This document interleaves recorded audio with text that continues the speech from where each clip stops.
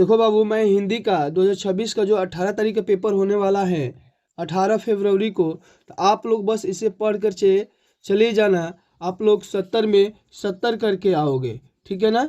इसमें जो भी प्रश्न डाले गए हैं एकदम टॉप प्रश्न डाले गए हैं, जो कि टॉप प्रश्नों में टॉप करोगे। और इसमें से जो वीआईपी प्रश्न है वो भी गद्यांश और पद्यांश और संस्कृत का भी सब प्रश्न डाले गए हैं। और ये पद्यांश देखो किस तरह से लिखा गया है, और ऐसा लिखना मैं सिखाऊंगा। और गद्यांश कैसे लिखा गया है ये मैं लिखना सिखाऊंगा।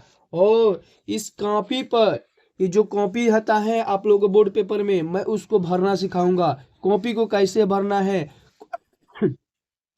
कॉपी पर क्या चीज़ नहीं करते हो तो आपकी कॉपी चेक नहीं होगी, ये चीज़ मैं बताऊंगा वीडियो के बीच में। तो आप लोग वीडियो के लास्ट तक बने रहते हैं तो फिर आप लोग उससे वंचित नहीं होंगे। लेखक का जीवन परिचय, कवि का जीवन परिचय, यहाँ पर निबंध वगैरह सब लिख करके आपको दिया हूँ। साथ ही साथ आपके इधर मिलेगा पत्र कैसे लिखेंगे, पत्र एकदम अच्छे से, इस पर नंबर कैसे आपको जांचा जाएगा और मिलेगा। उपसंहार सहित आपका निबंध लिखा गया है। और कॉपी को आपको चेक करानी है अच्छे से, और नंबर पाना है। कॉपी में क्या गलती करते हो तो कॉपी आपकी चेक नहीं होती है।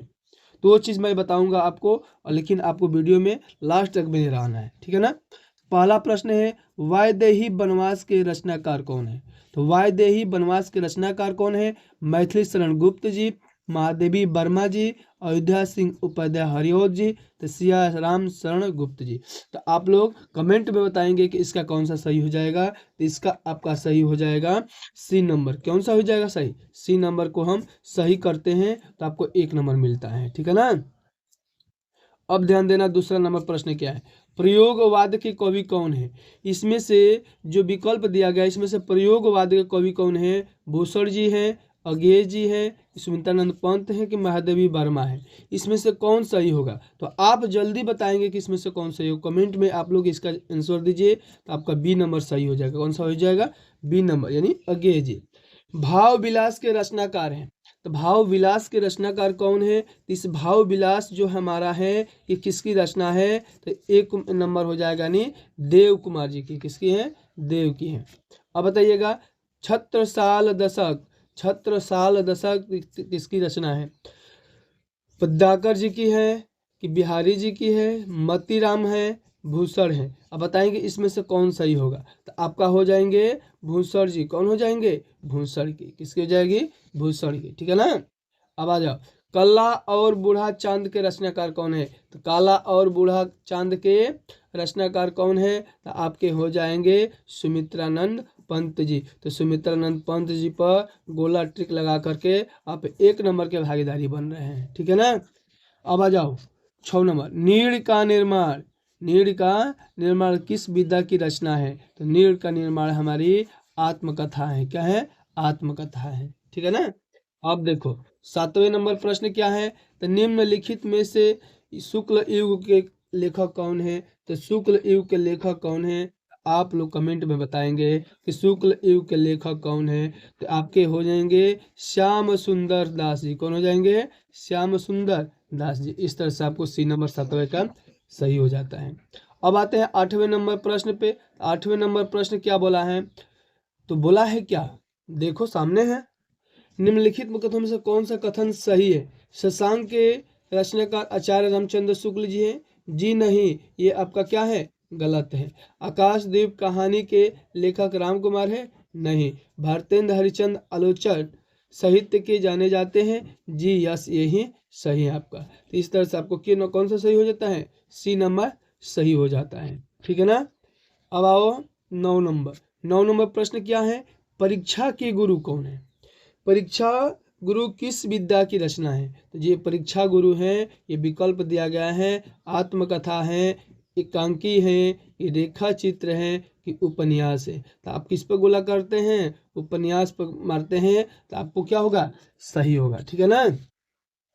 अब ध्यान दो, बाण भट्ट की आत्मकथा के रचनाकार कौन है? बाण भट्ट की आत्मकथा के रचनाकार कौन है? तो आचार्य हजारी प्रसाद द्विवेदी जी। कौन है?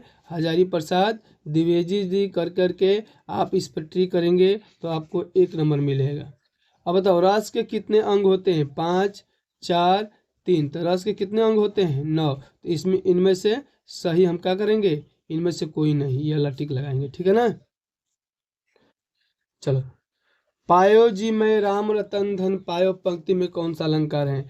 पायो जी मैं राम रतन धन पायो, इसमें हमारा रूपक अलंकार है। कौन सा है? रूपक अलंकार है, ठीक है ना। सोरठा के पहले चरण में कितनी मात्राएं होती है? तो सोरठा के पहले चरण में हमारे 11 और 13 मात्राएं होती है। तो पहले में 11, दूसरे में 13, ठीक है ना। इस तरह से होते हैं। अब देखो 14 नंबर, निर्दय शब्द में प्रयुक्त उपसर्ग है। तो निर्दय शब्द में हमारा नीर, निर्धन दय, तो आपका क्या हो जाएगा? निर्दय। तो उपसर्ग बोला है वो मतलब आगे, यानी ये वाला हो जाएगा। प्रत्यय पूछता तो ये हो जाता, ठीक है ना। तो ये वाला आपका क्या हो जाएगा? उपसर्ग हो जाएगा। तो देखो कौन से विकल्प में दे रहा है, आपका दे रहा है सी नंबर में, ठीक है ना। अब आते हैं नीलगाय में कौन सा समास है? तो नीलगाय में कौन सा समास है आप लोग बताएंगे। तो नीलगाय में आपका समास हो जाएंगे कर्मधारय समास। कौन हो जाएगा? कर्मधारय समास, ठीक है ना। अब आते हैं खेत का तत्सम रूप क्या होगा? खेत का तत्सम रूप क्या होगा? तो खेत का तत्सम रूप आप लोग बताएंगे कि खेत का तत्सम रूप क्या होगा। तो भूमि होगा, जी नहीं। जमीन होगा, जी नहीं। पृथ्वी, जी नहीं। आपका क्या हो जाएंगे? क्षेत्र हो जाएंगे। क्या हो जाएंगे? क्षेत्र हो जाएंगे, ठीक है ना। आप ध्यान रखना है, ये आपका दिया है युग्मत। युष्मत शब्द का पंचमी विभक्ति बहुवचन क्या होगा? युष्मत हो जाएगा। क्या हो जाएगा? युष्मत हो जाएगा। ऐसे युष्मत, ठीक है ना। भाववाच्य में किसकी प्रधानता होती है? भाववाच्य में हमारी कर्म की प्रधानता होती है, जी नहीं। आपका क्या हो जाएगा? गलत हो जाएगा। आपकी किसकी होती है? सी नंबर, क्रिया की प्रधानता होती है, ठीक है ना। अब देखो वाक्य में कितने तत्व होते हैं? तो वाक्य के तत्व सार्थकता, योग्यता, आकांक्षा और आसक्ति। लेकिन और होते हैं, लेकिन इसमें 4 दिए हैं तो 4 ही लगाएंगे इस पर ट्रिक, ठीक है ना। अब देखो अविकारी शब्द को अन्य किस नाम से जाने जाते हैं? तो अव्यय पद से। किसे? अव्यय पद से। अब आता है सबसे महत्वपूर्ण और गद्यांश, ये आप आते हैं। कुसंग का ज्वार सबसे भयानक होता है। यह केवल नीति और सद्बुद्धि का ही नाश नहीं करता, बल्कि बुद्धि का भी क्षय करता है। किसी युवा पुरुष की संगति यदि बुरी होगी तो वह उसके पैरों में बंधी चक्की के समान होगी, जो उस दिन दिन अवनति के गड्ढे में गिरती जाएगा। यदि अच्छा दिन होगा तो सारे। तो बाबू आपको कुछ नहीं करना है, इसका क्या लिखना है? संदर्भ। तो कैसे संदर्भ लिखेंगे? देखो हम बता रहे हैं आपको इसका संदर्भ कैसे लिखना है, ठीक है ना। संदर्भ लिखने के लिए मैं आपको सिखाऊंगा, तो संदर्भ आप मेरे साथ सीखिएगा, ठीक है ना। देखो जैसे यहाँ पर दिया हुआ है तो इसके डायरेक्ट ऐसे लिखेंगे, ठीक है ना, यहाँ पर, ठीक है ना। तो इस तरह से पहले संकेत लिखेंगे। क्या लिखेंगे? जैसे ये लिखा हूँ ऐसे ही संकेत लिखेंगे। यहाँ पर कुसंग का ज्वार डॉट डॉट डॉट कहाँ लिखेंगे? उठाईती जाएगी, ऐसे ही करके लिखेंगे। मैं आपको बता रहा हूँ इस पेज पर, ठीक है ना। देखो इस पेज पर आप लोग बने रहो, वीडियो के साथ बता रहा हूँ आप लोगों को, ठीक है ना। देखो हाँ, सब समझ में आएगा आपको, एक एक प्रश्न समझ में आएगा, एक भी छोड़ करके नहीं आओगे। सबसे पहले आप यहाँ पर संकेत, पहले यहाँ पर क्या करिएगा? हंसिया ऐसे खांच लीजिएगा। खांचने के बाद यहाँ पर क्या लिखेंगे? संकेत। संकेत, संकेत ऐसे हेडिंग डालेंगे और यहाँ पर लिखेंगे, ठीक है ना। सबसे पहले तो आप लोग प्रश्नोत्तर संख्या खंड बाई को सब डाल लेना है, इतना बताने की जरूरत नहीं है। उसके बाद आप क्या करेंगे? कुसंग का ज्वार, कुसंग का ज्वार, ठीक है ना। डॉट डॉट डॉट क्या लिखना है अब? उठाती जाएगी, उठाती जाएगी, इस तरह से, ठीक है ना। अब क्या लिखना है आपको? तो यहाँ हम लिखेंगे, अब हम लिखेंगे संदर्भ। क्या लिखेंगे? संदर्भ। तो अब क्या लिखेंगे? व्याख्या, ठीक है ना। आओ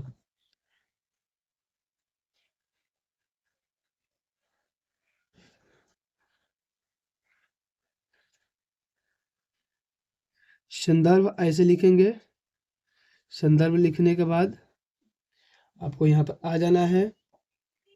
और तो और इसका संदर्भ लिखेंगे कैसे, तो प्रस्तुत, क्या लिखेंगे, प्रस्तुत गद्यांश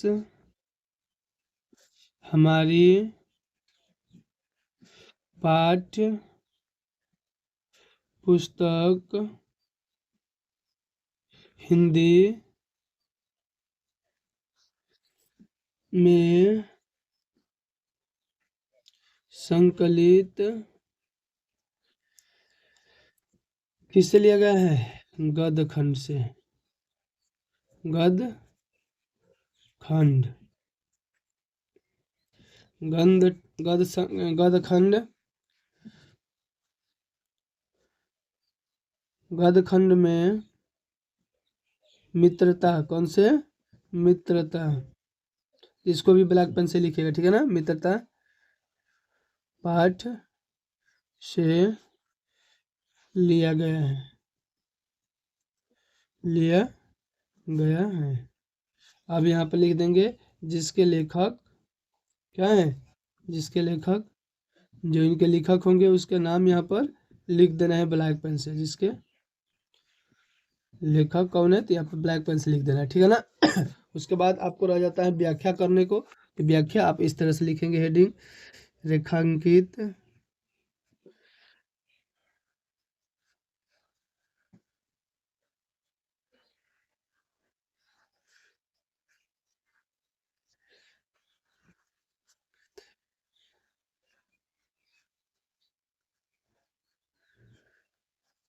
अंश की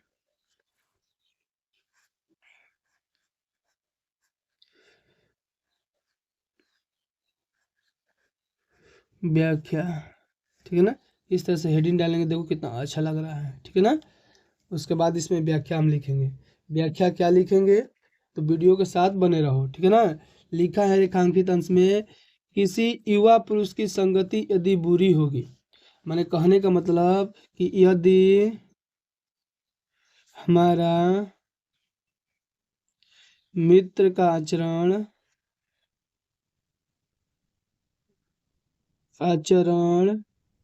अगर अच्छा नहीं होगा, अच्छा नहीं होगा,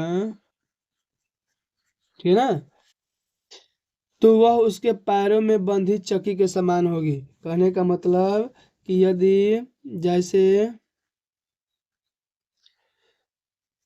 पैरों में बंधी चक्की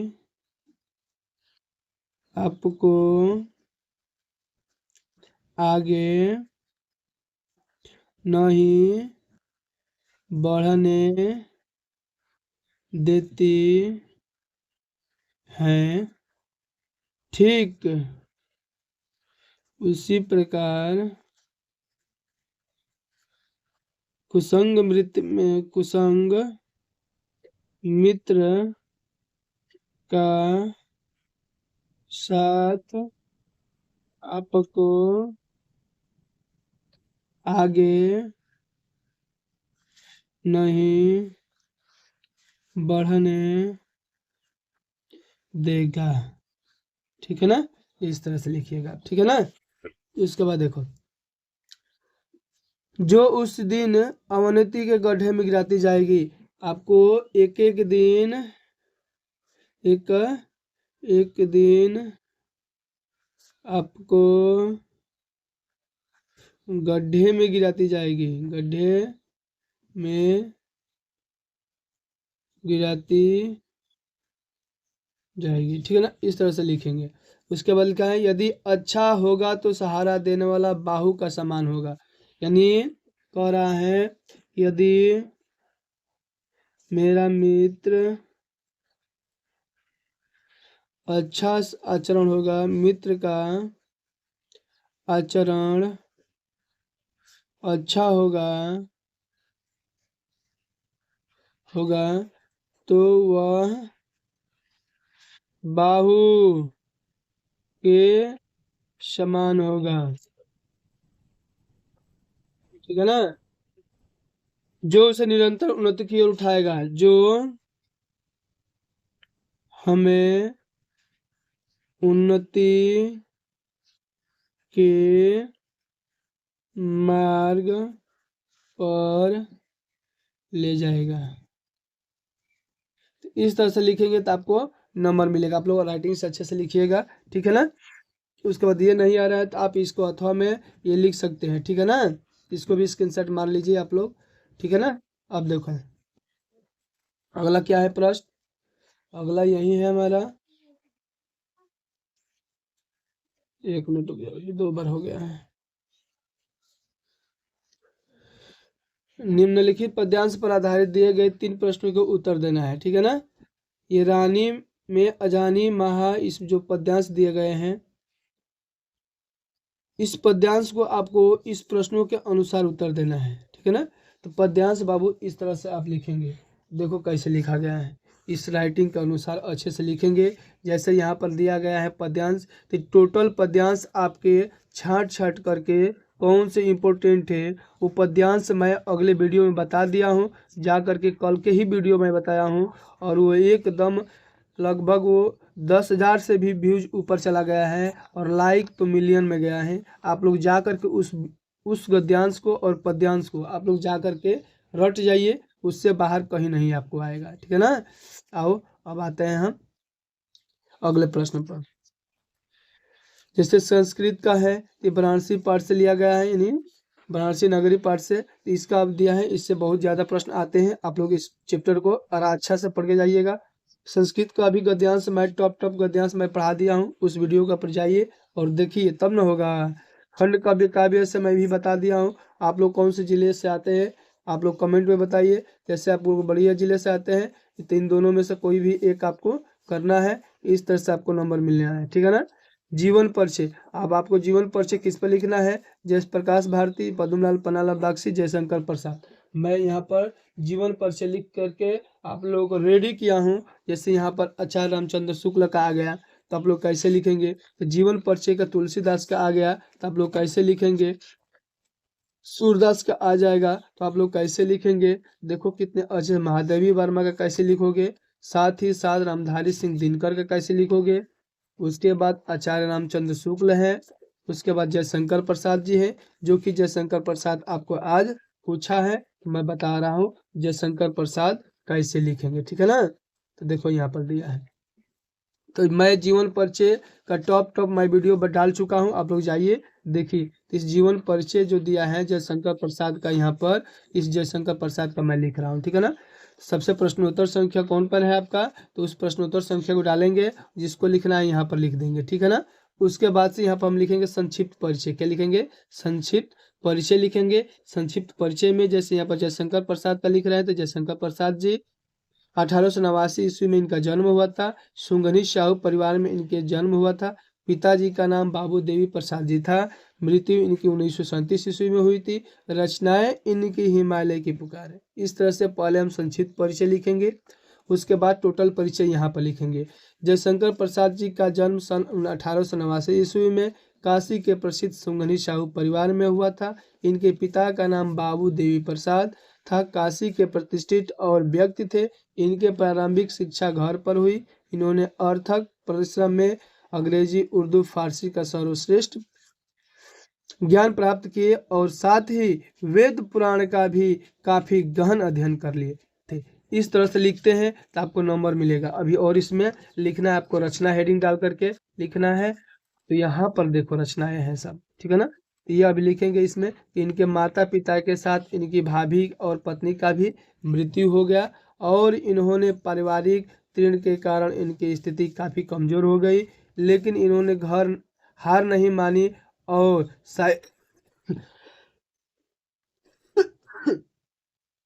साहित्य निरंतर सेवा में लगे रहे।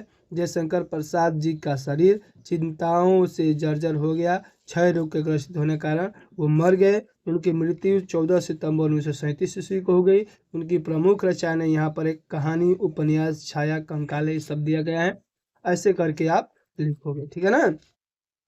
तो जीवन परिचय ऐसे ही आप लिखते हो, तब जा करके आपको नंबर मिलता है। ठीक है, तो आप लोग बने रहिए। देखिए अब क्या है, जैसे आपका आ गया ये चीज़, अब आ जाएगा आपका ये थी पत्र लिखने को। क्या आ जाएगा? पत्र लिखने को। तो पत्र आप कैसे लिखेंगे? तो पत्र तो बहुत जरूरी है आपको। अगर आ जाएगा तो फिर आप मार खा जाओगे। जैसे आतंकवाद पर निबंध आ गया लिखने को, तो निबंध भी मैं आपको शॉर्ट वीडियो में मैं दे दिया हूँ, आप लोग जा करके निबंध दोहराइए। और देखिए उपसंहार क्या है, यहाँ पर प्रार्थना पत्र है। सबसे पहले यहाँ पर अपना जिस चीज़ पर लिखना है आपको, वहाँ पर ये चीज़ डालेंगे। उसके बाद यहाँ पर लिखेंगे सेवा में श्रीमान प्रधानाचार्य महोदय।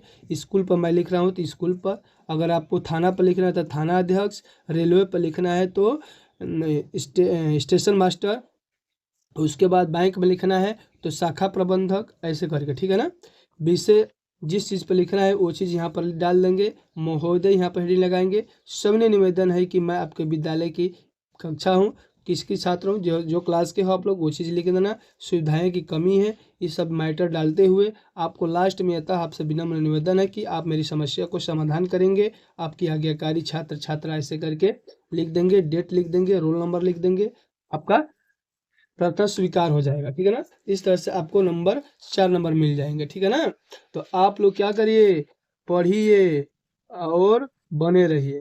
ठीक है ना। उसके बाद अगर आपको आ जाता है यहाँ पर निबंध लिखने को, तो निबंध आप कैसे लिखेंगे? नारी सशक्तिकरण और यहाँ पर शिक्षा अभिमान स्वच्छता अभियान है, तो ये लिख लोगे। ठीक है ना, स्वच्छता अभियान, नारी सशक्ति, मैं सब बता दिया हूँ, जा करके आप वीडियो देखिए। देखिए पहले ही बताया, यहाँ पर दिखाया निबंध हम ऐसे करके लिखा हूँ, तो आप लोग जाइए उस वीडियो को जरूर देखिए। ठीक है ना।